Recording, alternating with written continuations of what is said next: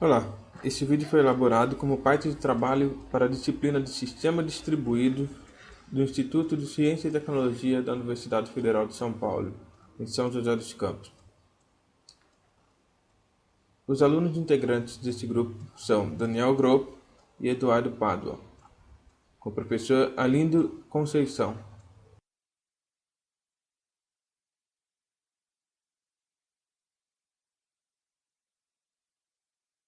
O HTML hoje é a principal responsável por sua navegação e usabilidade nas páginas web.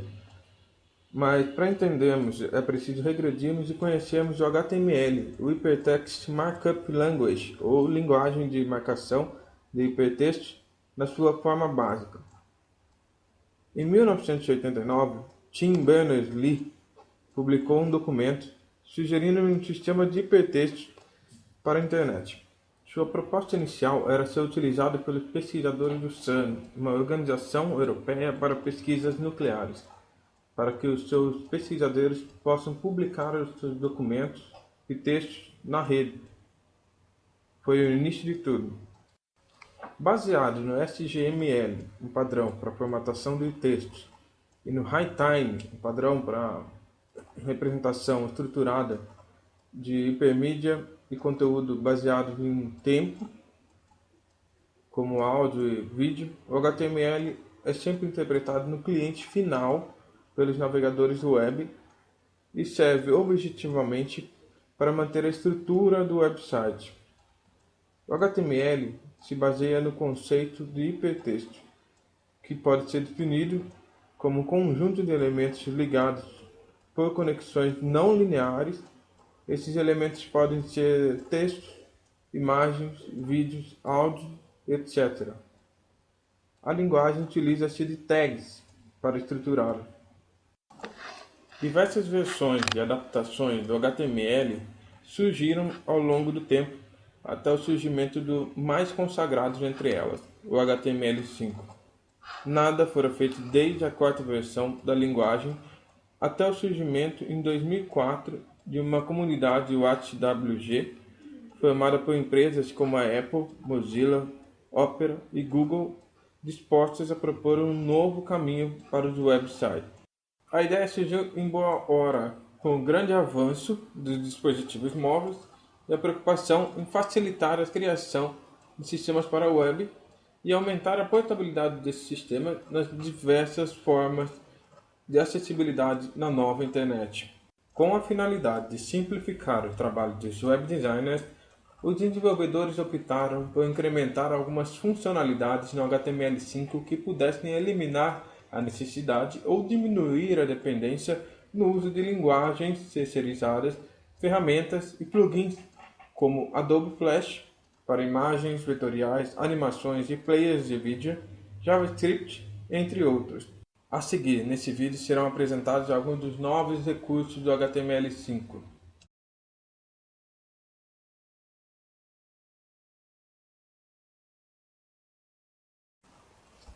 O SVG é um recurso que foi embutido no HTML5 e ele permite a criação de gráficos vetoriais escaláveis por meio de definições.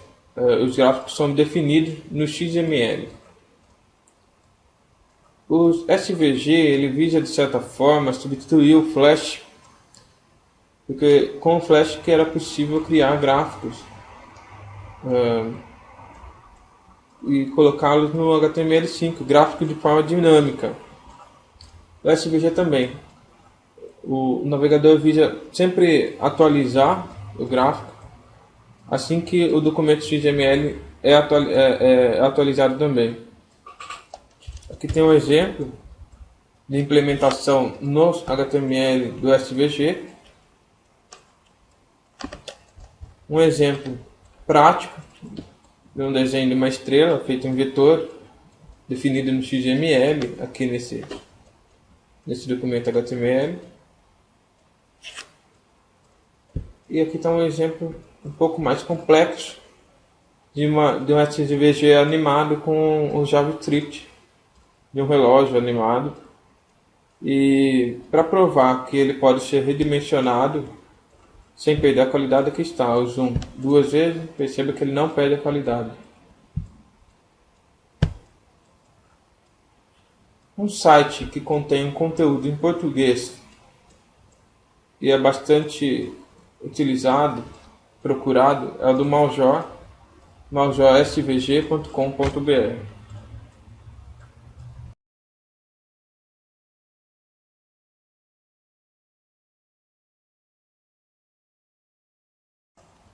O elemento Canvas talvez seja mais emblemático entre todos os novos elementos dentro do conceito de HTML5.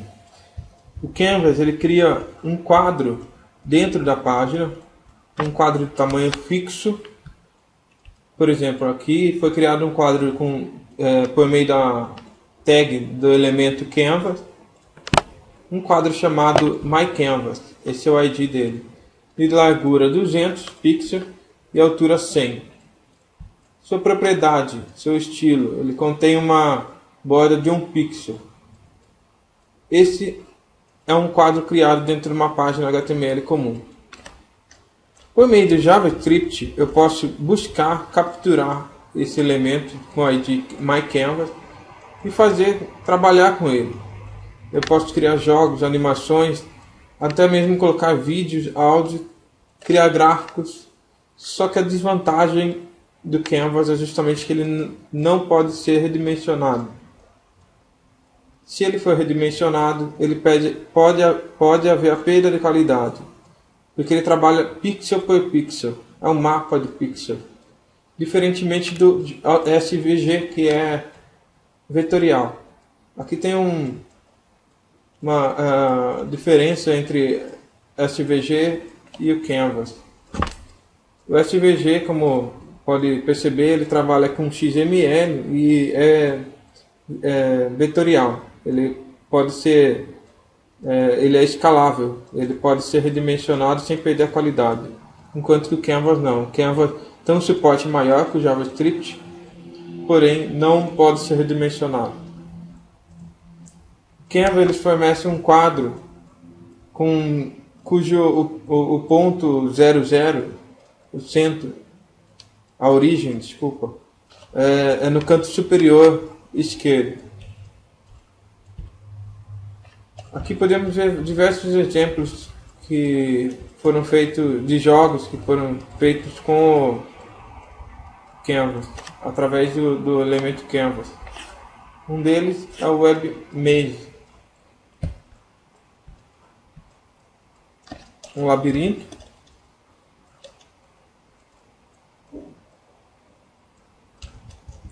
que utiliza o Canvas. Veja.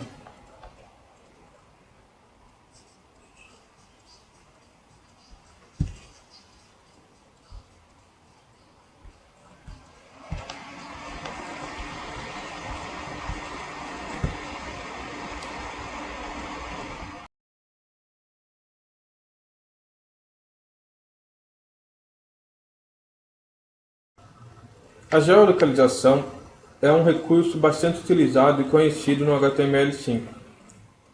É uma API utilizada por via JavaScript, onde os navegadores fornecem os dados de latitude e longitude do usuário. Há 3 meios de se obter esse dado. Uma por meio de GPS, que pode ser via dispositivo móvel. É a metodologia mais precisa entre as 3. Segunda forma, caso não haja GPS, é a triangulação do GPRS, ou seja, prover a localização de 3 antenas celulares. Por meio da localização dessas 3 antenas, é possível obter um ponto médio de onde o usuário está. Isso é normalmente chamado de AGPS. Mas o método mais conhecido e mais utilizado é o de geolocalização por IP. Isso porque muitos dos computadores não têm GPS ou acesso a redes celulares. Portanto, a geolocalização por IP utiliza dados de serviço de localização de IP ou de servidores ruins. para ter um dado aproximado de onde que o usuário está. Aqui um exemplo que o navegador forneceu o dado de onde eu estou, não é tão preciso assim, e usou a geolocalização por IP.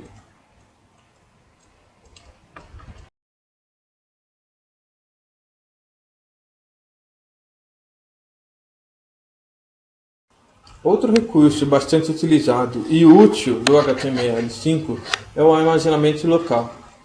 Ele permite que o site, o sistema de hipermídia, armazene localmente dados sem que haja a necessidade de trânsito de dados entre o site e o usuário sempre. Ou seja, o usuário pode acessar o site em um dia e no outro aquele dado está armazenado no seu próprio navegador, sem que haja o trânsito de dados. Isso torna, claro, a navegação bem mais segura. Esse espaço funciona como cookie, só que sem data para expirar, e é um espaço muito maior. Esse espaço varia de acordo com o navegador. O Android, por exemplo, fornece um espaço menor do que o iOS. Existe também o armazenamento da sessão. Ela armazena os dados para aquela sessão e então os dados são deletados assim que a sessão, no caso o login, acaba.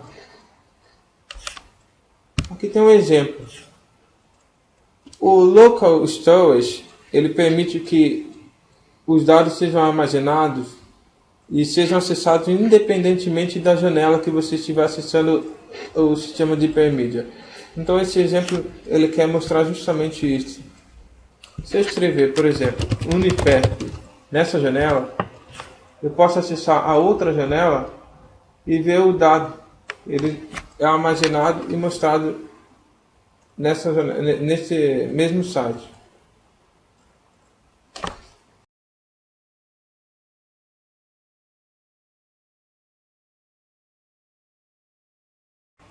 O HTML5 trabalha em offline. Adicionado isso o fato de que ele também tem suporte a armazenamento local, é possível então criar aplicativos quase que completos juntamente com JavaScript para dispositivos móveis.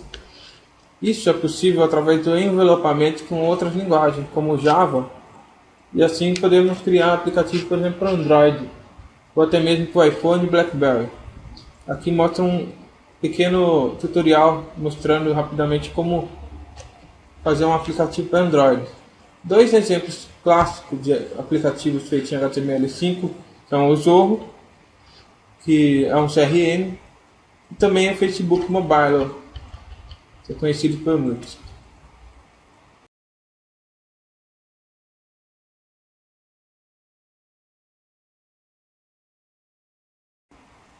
Novas tags foram criadas também para padronizar e organizar melhor a estrutura dos sites em HTML5. Antes era necessário criar classes e defini-las em cima de camadas para determinar certas partes do site, como o artigo, o cabeçalho e o rodapé. Agora, em substituição, foram criados os novos elementos. Esses novos elementos permitem uma leitura melhor quando, por exemplo, um usuário tem deficiência visual e precisa que o navegador faça a leitura por ele.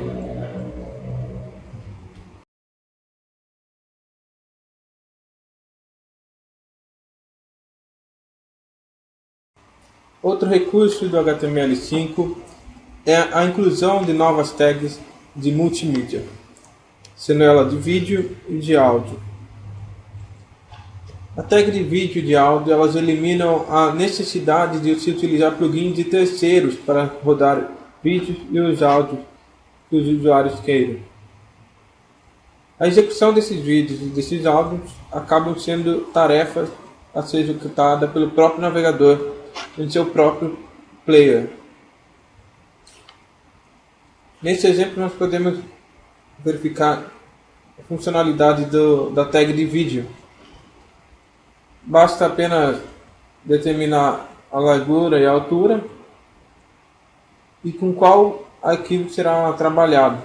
Então, o navegador se encarregará de executar este vídeo.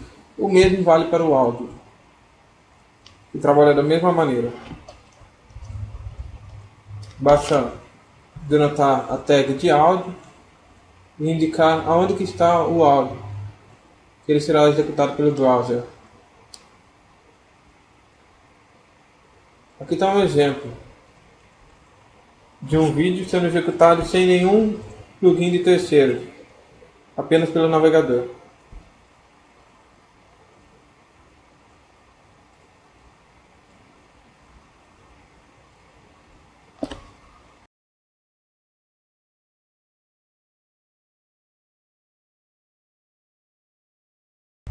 Outra vantagem do HTML5 é a simplificação do seu doctype. O novo doctype pode ser feito dessa maneira.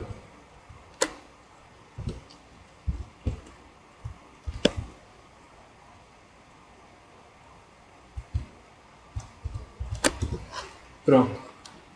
Assim é o doctype do HTML5 em relação ao exemplo anterior, que era do XHTML1. Isso é possível porque ele suporta todas as versões anteriores do HTML. Estes são alguns entre muitos novos recursos implementados no HTML5. Isso prova o quão escalável é o HTML5, uma vez que os navegadores recebem o arquivo puro e executam em cada máquina os seus elementos de hipermídia.